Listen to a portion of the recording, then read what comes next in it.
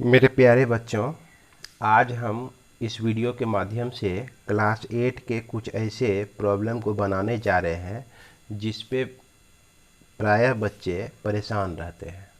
तो आज जिस प्रॉब्लम को हम बनाएंगे तो उससे पहले हम कुछ छोटी मोटी बातों को देखेंगे, जैसे कि एडिटिव इन्वर्स क्या होता है, मल्टीप्लिकेटिव इन्वर्स क्या होता है, ये हम लोग कैसे निकालते हैं, इसके बारे में पहले हम लोग समझ लेंगे। तो एडिटिव इन्वर्स अगर आपको समझना है तो आप सबसे पहले जानिए एडिटिव आइडेंटिटी क्या होता है। एडिटिव आइडेंटिटी क्या होता है? अगर आपको मल्टीप्लिकेटिव इन्वर्स जानना है तो आप सबसे पहले जानिए मल्टीप्लिकेटिव आइडेंटिटी क्या होता है ना। अब यदि आपको कहा जाए कि एडिटिव आइडेंटिटी क्या होता है, सबसे पहले चलिए इसको समझ लेते हैं कि कोई भी नंबर है, जैसे मान लीजिए कोई नंबर 4 है, इसमें हम किसको ऐड कर दें कि यह 4 ही हो जाए, तो निश्चित रूप से आप क्या कहेंगे, सर 0 यहाँ ऐड कर दीजिए तो यह 4 ही हो जाएगा। या कोई भी नंबर है और उसके साथ हम 5 को ऐड करते हैं और उसका आंसर जो है हमारा 5 ही आ जाए, तो वह कौन सा नंबर है? तो 0 नंबर है। तो यानी कि किसी भी नंबर में 0 अगर ऐड कर दें हम तो उस नंबर वही नंबर आता है, कोई फ़र्क नहीं पड़ता है। तो इसीलिए यहाँ पर 0 को ही हम लोग कहते हैं एडिटिव आइडेंटिटी। एडिटिव आइडेंटिटी कहते हैं। क्लियर है? तो एडिटिव आइडेंटिटी हम लोग कहते हैं इसको। तो याद रखेंगे, क्या याद रखेंगे कि 0 जो होता है हमारा क्या होता है, वह एडिटिव आइडेंटिटी होता है। Additive identity. उसके बाद मल्टीप्लिकेटिव आइडेंटिटी के साथ भी कुछ अच्छा ऐसा ही होता है। इसमें क्या होता है कि अगर किसी नंबर के साथ हम किससे मल्टीप्लाई करें कि यह नंबर 4 ही आ जाए, तो निश्चित रूप से आप कहेंगे कि 1 से सर मल्टीप्लाई कीजिए। अगर हम कहें कि 4/3 है ना, और इसको हम किससे मल्टीप्लाई करें कि यह 4/3 ही आ जाए, तो क्या कहेंगे आप? 1 ही कहेंगे।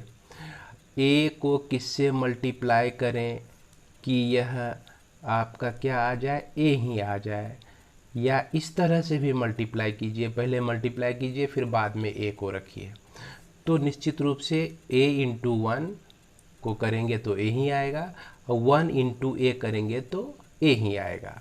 तो इस तरह से हम कह सकते हैं कि 1 जो होता है इसी को हम लोग मल्टीप्लिकेटिव आइडेंटिटी कहते हैं। तो उम्मीद है कि मल्टीप्लिकेटिव आइडेंटिटी को आप समझ गए होंगे। मल्टीप्लिकेटिव आइडेंटिटी 1 होता है और एडिटिव इन्वर्स जो होता है वह 0 होता है। अब हमको समझना है कि एडिटिव इन्वर्स क्या होता है, एडिटिव इन्वर्स क्या होता है, और मल्टीप्लिकेटिव आइडेंटिटी, मल्टीप्लिकेटिव इन्वर्स क्या होता है। तो इसको समझने के लिए एक सिंपल रूल है कि आप ए कोई नंबर लिए, हम ए के साथ जो है हम किसको ऐड करें कि यह जो है 0 आ जाए। कहने का मतलब यह आ जाए आपका ये 0, ये क्या है, एडिटिव आइडेंटिटी आ जाए। किसी नंबर के साथ, जैसे मान लीजिए 4/3 है, इसके साथ किसको हम ऐड करें कि यह जो है हमारा एडिटिव आइडेंटिटी आ जाए। एडिटिव आइडेंटिटी कितना है भाई, 0 है, तो यानी कि 0 आ जाए। तो यह जो भी नंबर आएगा ना वही एडिटिव इन्वर्स कहलाएगा। जैसे ए के साथ -a कर देने से, -a कर दिए और ये प्लस माइनस मिलके माइनस हो गया और फिर इसके बाद सब्ट्रैक्ट होके ये 0 आ गया। तो -a जो है a का एडिटिव इन्वर्स है। क्या लिखेंगे? -a is additive inverse inverse of a का एडिटिव इन्वर्स हो गया। उसी तरह से ये 4/3 है तो -4/3 अगर कर दें, है ना, ये प्लस और माइनस दोनों मिलके माइनस ही हो जाएगा। माइनस में जितना प्लस में है उतना माइनस में भी है, तो दोनों कट के क्या हो जाएगा, 0 दे देगा। इसलिए 4/3 का, है ना, एडिटिव इन्वर्स क्या होगा, -4/3 होगा। 6 का बोलिए एडिटिव इन्वर्स क्या होगा, तो -6 होगा भाई, दोनों को जोड़ के 0 आना चाहिए। उसके बाद कहें कि -1/2 का एडिटिव इन्वर्स क्या होगा, तो क्या कहेंगे आप कि 1/2 होगा, प्लस में ले लेंगे। मतलब इस तरह से नंबर लेते हैं जिसका सम जो है आपका 0 आ जाए। अगर प्लस में है तो माइनस उतना, अगर माइनस में है तो प्लस उतना कर देंगे। तो इस तरह से हम लोग एडिटिव इन्वर्स निकाल सकते हैं। तो उम्मीद है कि एडिटिव इन्वर्स आप लोग समझ गए होंगे। इसके बाद मल्टीप्लिकेटिव इन्वर्स में क्या होता है कि ए के साथ किसको मल्टीप्लाई किया जाए कि मल्टीप्लिकेटिव आइडेंटिटी मिले, मल्टीप्लिकेटिव आइडेंटिटी मिले। मल्टीप्लिकेटिव आइडेंटिटी का पता लगाएंगे भाई कितना है, तो वह हमको 1 मिलता है, तो 1 है। अब सोचिए, इसको भरिए आप अपने दिमाग से, 3/4 को कितने से मल्टीप्लाई करें कि 1 हो जाए। 6 - 6/7 को किससे मल्टीप्लाई करें कि यह 1 हो जाए। 1 कहने का मतलब मल्टीप्लिकेटिव आइडेंटिटी आ जाए। तो यहाँ पर देखिए 1/a से मल्टीप्लाई कर दीजिए इसको, तो a कट के 1 मिल गया हमको। 3/4 है तो 4/3 कर दीजिए, इसका उल्टा कर दिए, तो यह 4/3 जो है आपका क्या हो गया, मल्टीप्लिकेटिव आइडेंटिटी। अब इसको सॉल्व करेंगे आप तो देखिए 1 ही आ जाएगा। इसके बाद इसमें सोचिए कि किससे मल्टीप्लाई करें कि यह 1 हो जाए, तो यह 7/-6 से मल्टीप्लाई कर दीजिए, तो 7/-6 जो होता है इसका मल्टीप्लिकेटिव आइडेंटिटी होता है। इन शॉर्ट में समझिए कि अगर 4/3 का मल्टीप्लिकेटिव आइडेंटिटी निकालना है तो 3/4 हो जाएगा। मल्टीप्लिकेटिव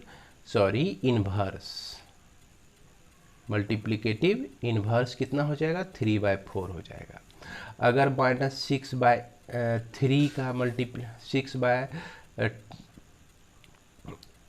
6/9 का मल्टीप्लिकेटिव इन्वर्स निकालना है तो क्या हो जाएगा, 9 ऊपर में चला जाएगा, 6 नीचे में चला जाएगा, तो यही हो गया इसका मल्टीप्लिकेटिव इन्वर्स।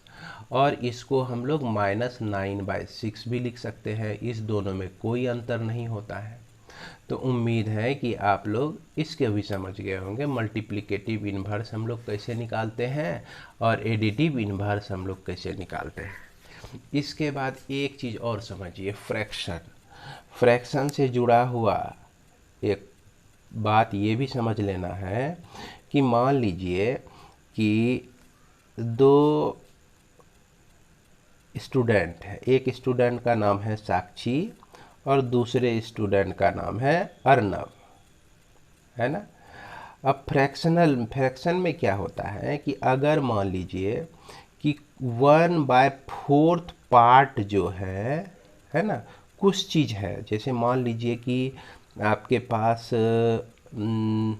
मनी ही है, पूरा मनी है, या मैंगोज है। मैंगोज का 1/4 पार्ट जो है साक्षी को मिला, तो अर्नब को कितना मिलेगा, तो अर्नब को मिल जाएगा 1 - 1/4 पार्ट। अगर मान लीजिए टोटल रुपीज का जितना पैसा है उसका जो है 3/5 पार्ट किसको मिला, साक्षी को मिला, तो अर्नब को कितना मिलेगा, अर्नब को मिल जाएगा 1 - 3/5 पार्ट मिल जाएगा। तो यहाँ पे जो है 1 से माइनस करके हम लोग दूसरा पार्ट निकाल लेते हैं, समझ गए, 1 से माइनस करके दूसरा पार्ट निकाल लेते हैं। अब इसको तो सॉल्व कर ही सकते हैं, इसका LCM 4 हो गया, 4 - 1 = 3/4 पार्ट, यानी कि 3/4 पार्ट अर्नब को मिलेगा पहले कंडीशन में। और इसको जब सॉल्व करेंगे आप तो इसका एलसीएम 5 हो गया, 5 माइनस 3 यानी 2/5 हो गया। तो 2/5 पार्ट्स जो हैं किसको मिल रहा है, अर्नब को मिल रहा है। अगर 3/5 पार्ट्स जो हैं किसको मिल रहा है, साक्षी को मिल रहा है। तो इस चीज़ का ध्यान रखेंगे। पार्ट वाइज अगर प्रॉब्लम में आपको कोई चीज़ दिया रहे तो उसका दूसरा नेक्स्ट पार्ट निकालने के लिए, है ना, नेक्स्ट पार्ट निकालने के लिए आप क्या करते हैं, 1 से माइनस करते हैं। अब इसके बाद हम लोग चलते हैं कुछ प्रॉब्लम को देखते हैं। जैसा कि आप देख सकते हैं यहाँ पे एक प्रॉब्लम है आपका, कहता है क्या कि divide the sum of this and this, इस दोनों का सम जो है by the product of this and this, इस दोनों के प्रोडक्ट से क्या करता है, डिवाइड कर देना है। एंड क्या कहता है, and add the result to this. तो सबसे पहले यहाँ तो कह रहा है कि इस दोनों के सम को इससे, इस दोनों के प्रोडक्ट से डिवाइड कीजिए। तो इसके आंसर में हम लोग क्या करेंगे कि सबसे पहले निकालेंगे सम ऑफ 13/5 एंड माइनस 12/7 का सम। तो ये जो सम हो जाएगा इसको तो आप ऐसे लिख सकते हैं। तो चलिए दोनों का सम जब हम लिखेंगे तो एक में हम दिखाएंगे 13/5 और प्लस माइनस 12/7, दोनों का सम। अब यहाँ पे देखिए बीच में माइनस है, यहाँ प्लस है, तो ये क्या हो जाता है, 13/5 माइनस 12/7 हो जाता है। अब इस दोनों का एलसीएम जो हो गया कितना हो गया भाई, 35 हो गया। इसके बाद 5 में 7 टाइम्स में 35 मिलता है, और इस 7 को हम 13 से मल्टीप्लाई करेंगे तो 13 7 जा 91 होता है। अब फिर उसके बाद 7 में 35 जो है 5 टाइम्स में मिलता है, 5 को फिर हम 12 से मल्टीप्लाई करेंगे तो 5 इंटू 12 60 हो गया। तो इस तरह से यह आपका निकल गया, इसको माइनस कर सकते हैं आप। तो यह आपका 31 बाय कितना हो गया, 35 हो गया। तो ये निकल गया सम, इस दोनों का सम कितना है, इतना है, देख लिए। अब इसके बाद कहता है प्रोडक्ट, किसका किसका product, product of minus 31/7 and 1/-2 का प्रोडक्ट। तो इस दोनों का प्रोडक्ट जो है माइनस 31/7 इंटू 1/-2 कर दिए। तो यहाँ पर माइनस 31 इंटू 1 तो माइनस 31 हो गया। उसके बाद 7 इंटू -2 तो यह आपका -14 हो गया। यहाँ दोनों साइड माइनस माइनस कट गया तो बच गया क्या, 31/4। तो अभी तो हम इस पार्ट को निकालें और इस पार्ट को निकालें। दोनों पार्ट में क्या कहता है कि इसको डिवाइड कीजिए, क्या कीजिए, इसको डिवाइड कीजिए। तो ऑन डिवीजन, डिवीजन में हम क्या प्राप्त करते हैं, यानी कि 31/35 को डिवाइड कर देंगे 31/4 से। तो इसको सॉल्व करने का क्या तरीका है, 31/35 लिखेंगे और मल्टीप्लाई का नोटेशन डालेंगे, चिन्ह डालेंगे और इसको हम उल्टा देंगे 4/31। तो देखिए यहाँ 31 कैंसिल हो गया, तो 4 कितना मिला, 35 मिला। अब इस 4/35 को क्या करना है, यही हमारा रिजल्ट हुआ। अब क्या कहता है कि and add the result to इतना, यानी कि अकॉर्डिंग टू क्वेश्चन क्या हो गया कि यह जो रिजल्ट मिला हमको 4/35, इसको ऐड कर देना है किसके साथ, -1/3 के साथ और -2/3 के साथ, यानी इसको सॉल्व कर दीजिए, यही आपका आंसर हो जाएगा। तो इसको क्या लिख सकते हैं, 4/35 और प्लस, अब इसमें देखिए पहले इसको सॉल्व कर लेते हैं, ब्रैकेट के अंदर है तो इसका एलसीएम 3 आता है, -1 -2 आया, यानी कि 4/35 प्लस -3/3 हो जाएगा। देखिए -1 -2 मिलके -3 होता है। ये दोनों कट के कितना बचा, सिर्फ 1 बचा। तो यहाँ पर 4/35 और यहाँ पे प्लस है, यहाँ पे माइनस है, तो ये -1 हो जाएगा।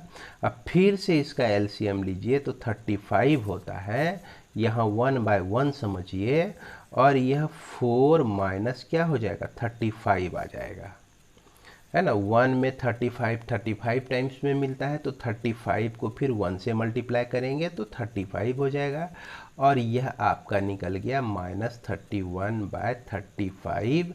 यही आंसर हो जाएगा किसका, इस प्रॉब्लम का सॉल्यूशन हो जाएगा। इसके बाद हम लोग देखते हैं दूसरे प्रॉब्लम को। दूसरा प्रॉब्लम क्या कहता है कि the product of 2 rational number is -9। ये क्या कह रहा है कि 2 रेशनल नंबर को जब हम मल्टीप्लाई करते हैं, प्रोडक्ट करते हैं, तो मान लेते हैं कि एक रेशनल नंबर R1 है और दूसरा एक रेशनल नंबर Q1 है और दूसरा रेशनल नंबर Q2 है ना। तो इक्वल टू दोनों का प्रोडक्ट कितना बोला, -9 बोला। फिर ये क्या बोल दिया कि इफ 1 इज -12, इस दोनों में से एक जो है -12 है, तो मान लेते हैं कि Q2 ही जो है -12 है आपका, है ना। तो but 1 of them that is Q2 equal to -12 है। तो क्या हो जाएगा, Q1 इंटू -12 इक्वल टू -9। तो Q1 दूसरा नंबर क्या निकल जाएगा, -9/-12। अब इसको आप सॉल्व कर दीजिए, माइनस माइनस कट गया, 3 3 जा 9, 3 4 जा 12, यानी कि 3/4 आता है। अब ये 3/4 को क्या करना है, क्या आता है, क्या, find the multiplicative inverse of the other number, है ना। तो दूसरा नंबर जो हमको मिला, यही ना दूसरा नंबर मिला 3/4। अब इसका हमको पूछ रहा है कि मल्टीप्लिकेटिव इनवर्स निकालना है। तो मल्टीप्लिकेटिव इनवर्स के लिए क्या करेंगे भाई, तो मल्टीप्लिकेटिव इनवर्स के लिए इसको क्या करेंगे, सीधा उल्टा दीजिए।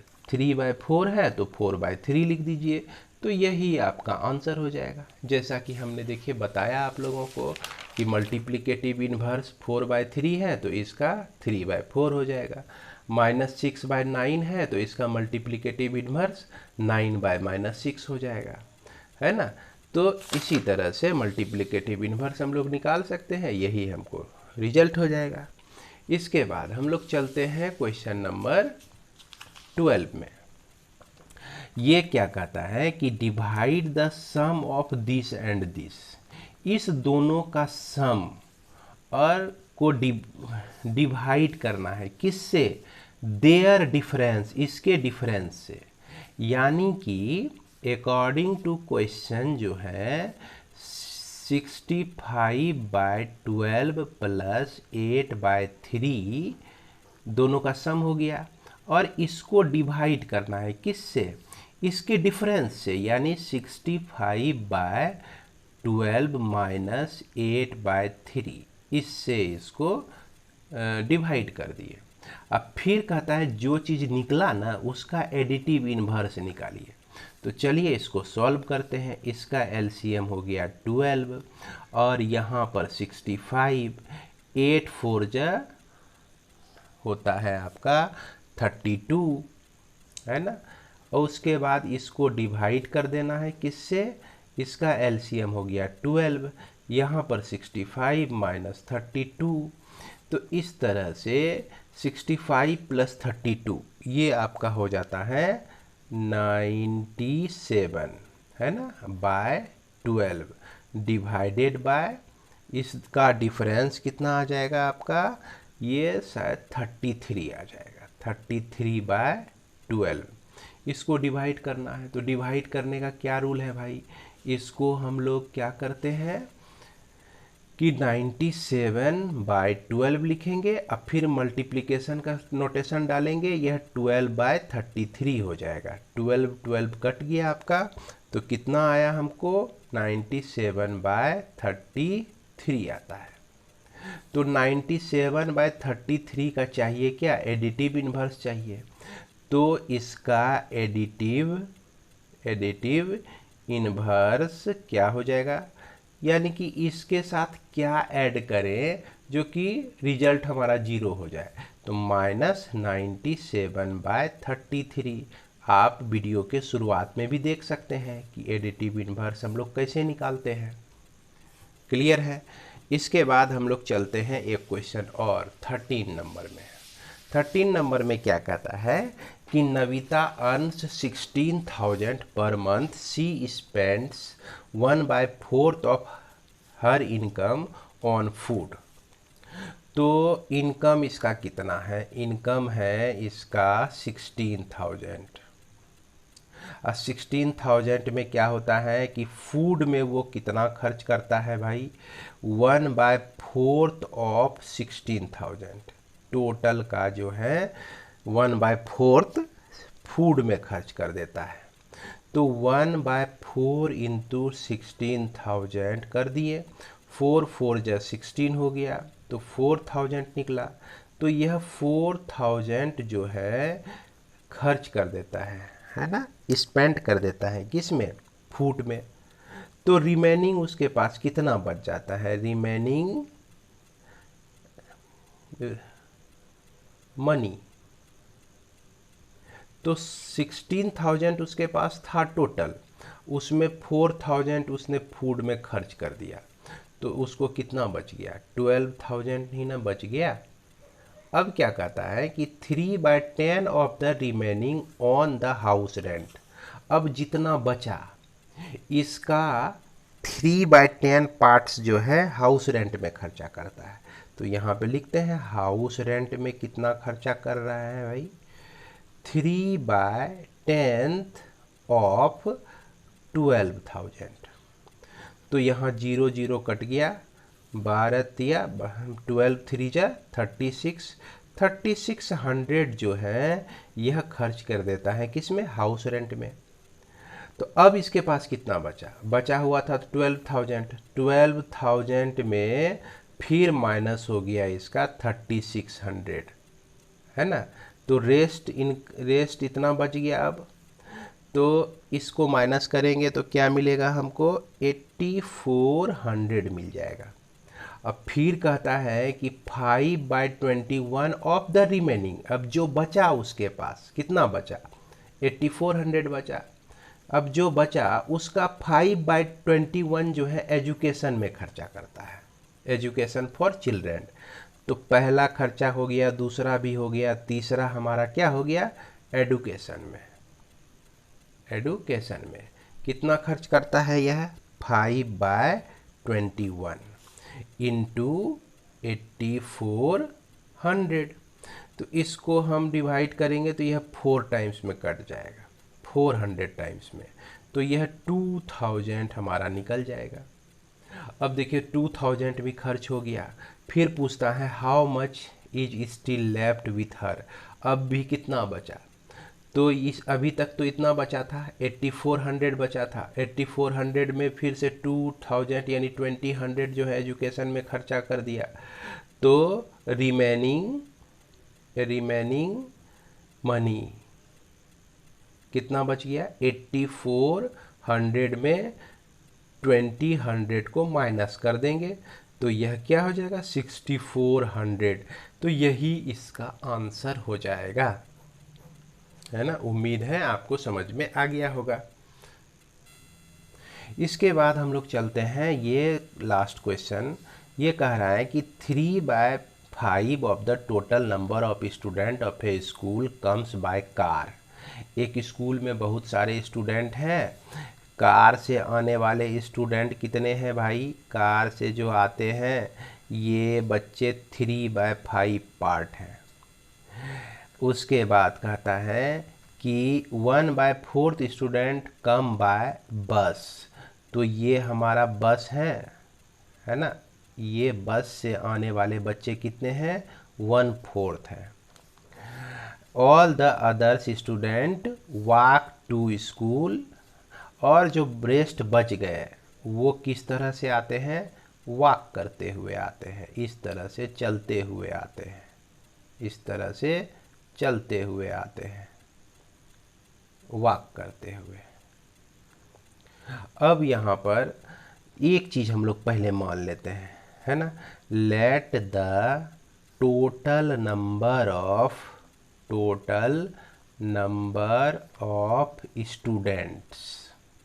स्टूडेंट्स इक्वल टू एक्स मान लेते हैं। चूँकि यहाँ पर देखिए पूरा पढ़िए, फिर कहता है कि 3/4 walk on their own and the rest are escorted by their parents. अब जितने भी पैदल आते हैं बच्चे, जितने भी पैदल आते हैं, उसमें भी पैदल में भी 3/4 पार्ट्स जो बच्चे हैं, इसमें भी जो पैदल आते हैं उसको 2 भाग में बांटा गया है। कैसे कैसे, 3/4 पार्ट जो है सेल्फ आते हैं, खुद आ जाते हैं वो, और उसके बाद जो बचा 3/4, तो उसके बाद जो बचा 1 - 3/4 जो बचा, ये आते हैं अपने पेरेंट्स के साथ। किसके साथ आते हैं, पेरेंट्स के साथ। फिर कहता है how many student study in the school, school में टोटल कितने बच्चे पढ़ते हैं। तो हमने यहाँ ही मान लिया है कि टोटल बच्चा कितना है भाई, x है, तो x है, तो कार से कितने आते हैं, तो 3/5 ऑफ x, इतना बच्चा जो है कार से आता है। फिर 1/4 ऑफ x, यह जो बच्चा आता है आपका बस से आता है ना। अब बाद बाकी बच्चे जो हैं ये पैदल आते हैं। तो अब ये हमको सोचना है कि नंबर ऑफ स्टूडेंट, यानी कि चिल्ड्रेन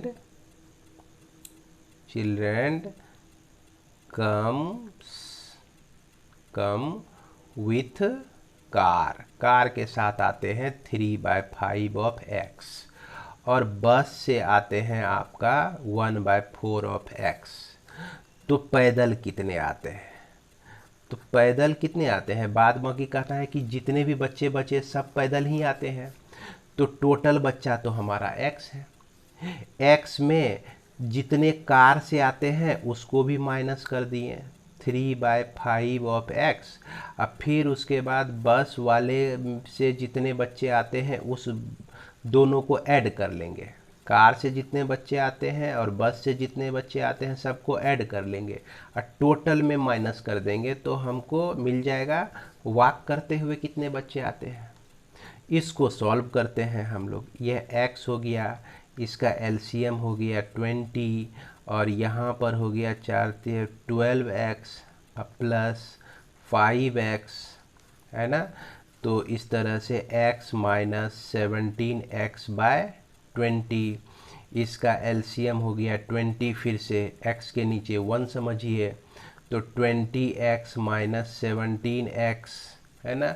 तो यह इक्वल टू निकल गया 3x/20, यानी कि 3x/20 स्टूडेंट जो है, स्टूडेंट्स कम ऑन फुट से आते हैं, है ना, यानी कि वॉक करते हुए आते हैं। बात समझ में आ गई। अब ये तो 3x/20 स्टूडेंट हमारा किससे आते हैं, वॉक करते हुए आते हैं। इसमें भी जो है 3/4 आता है सेल्फ, खुद आता है, और 1 - 3/4 जो है पेरेंट्स के साथ आते हैं। इसमें भी क्या को हिस्सा हो गया, 2 हिस्सा हो गया। एक सेल्फ आता है, खुद आता है पैदल चलते हुए अपने मन से, और दूसरा जो है पेरेंट्स के साथ आता है, पेरेंट्स के साथ आता है। और कहता है कि जो सेल्फ आता है वैसे बच्चों की संख्या जो है 324 है, 324 है। यहाँ ध्यान दीजिए, rest are escorted by their parent, 324 student come to school walking on their own, walk करके जो आते हैं वो खुद आते हैं। तो यानी कि इसमें से जो है 3/4 जो है 3/4 ऑफ दिस 3/4 ऑफ दिस जो है ये आते हैं सेल्फ आते हैं। और ऐसे बच्चों की संख्या कितनी है? ऐसे बच्चों की संख्या जो है 324 है, यानी कि that is 3/4 of 3x/20 equal to 324 हो जाएगा। इसको ध्यान से समझिएगा, इसको फिर से आप चाहे तो देख लीजिए, वीडियो को फिर से समझने की कोशिश कीजिए। यहाँ कह रहा है कि 3/4 बच्चे जो कि खुद आते हैं और इसकी संख्या कितनी है? 324 है, तो यानी कि इसकी संख्या जो है 3/4 ऑफ दिस के बराबर हो जाएगा। इसलिए जब इसको हम सॉल्व करते हैं तो इसको सॉल्व करते हैं 3/4 इंटू 3x/20 इक्वल टू 324 हो गया। अब यहाँ पर x निकालना है तो 324 को ये जो डिनोमिनेटर में है इसके साथ क्या हो जाएगा? मल्टीप्लाई हो जाएगा, और ये 3 से ये हो जाएगा डिवाइड। अब इसको हम कटाते हैं तो 3 से 3 1 जा 3, 3 8 जा 24 है ना, 108 आ जाएगा ये। अब फिर 108 भी जो है 3 से कट जाएगा, 3 3 जा 9 और 3 6 जा 18, तो 36 इंटू 4 इंटू 20। क्या क्या करना है? 36 इंटू 4 इंटू 20, तीनों को मल्टीप्लाई कर दीजिए। तीनों को मल्टीप्लाई करेंगे तो 2880 यानी 2880 स्टूडेंट्स आपका निकल जाएगा आंसर, है ना। तो इस तरह से उम्मीद है कि जितना भी प्रॉब्लम आप लोगों को बताया गया है ये आप लोग बेहद आसानी से समझ गए होंगे। फिर भी अगर डाउट रह जाता है तो आप कमेंट बॉक्स में ज़रूर लिखें, तो मैं कोशिश करूँगा कि और भी डिटेल में और भी सरल तरीके से आपको समझाने की कोशिश करूं। लेकिन बच्चों हड़बड़ाएंगे नहीं, एक बार देखिए वीडियो, 2 बार देखिए, समझने का कोशिश कीजिए। मैंने पूरी ताकत इसमें लगा दी है कि आप लोग समझ जाएं। अब इसमें कुछ लेकुना नहीं बचा हुआ है, लेकिन फिर भी अगर आपको दिक्कत हो जाए तो आप ज़रूर मुझे सूचित करें। मैं अगले टॉपिक को और भी इजी बनाकर आप लोगों के पास, आप लोगों के समक्ष पेश करने की कोशिश करूंगा। धन्यवाद।